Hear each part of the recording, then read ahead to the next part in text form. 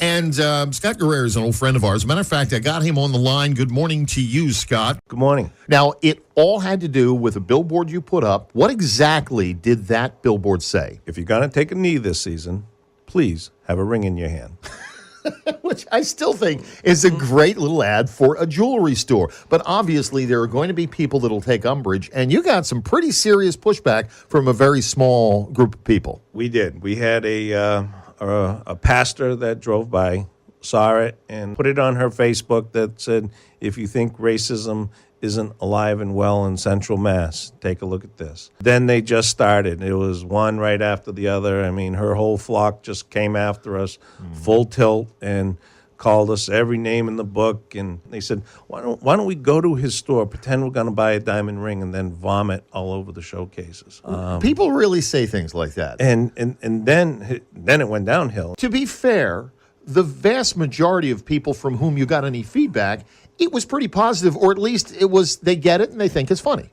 Right when it went up, we put it on Facebook, and 100% was awesome. Great job, brilliant, genius. Everything about it was positive until that one sunny day when they saw this. And when the cork came out of the bottle. Yeah. Now, be honest. When you came up with this concept, which I assume you did yourself. Actually, it was my brother. All right. Was there even the slightest thought of anything other than just a cute play on words? I did not think that this would offend. Today, it seems no matter what you say or do, you're going to find someone that you can offend.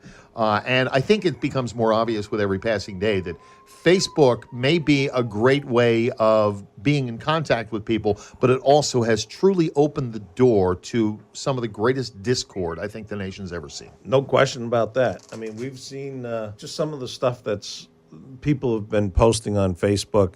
You know, we've had at least a 98% approval rate on the billboard itself. There's a small percentage that spared no cost, and it's always those 2 out of 100, but unfortunately, and that really hasn't changed, that percentage. What has changed is how loud they can make themselves seem.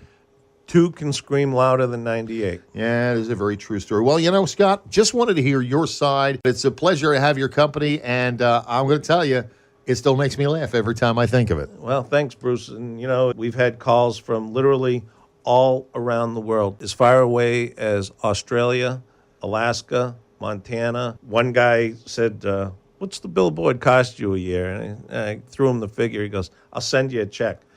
And I went, you know, I'd rather sell you some jewelry. Yeah, no. And because that's what the billboard's all about. That's what the billboard's about. Oh, man. Well, and that's what business is all about. Scott, thanks for joining us this morning on The Pike. Bruce, appreciate it. Thank you very much.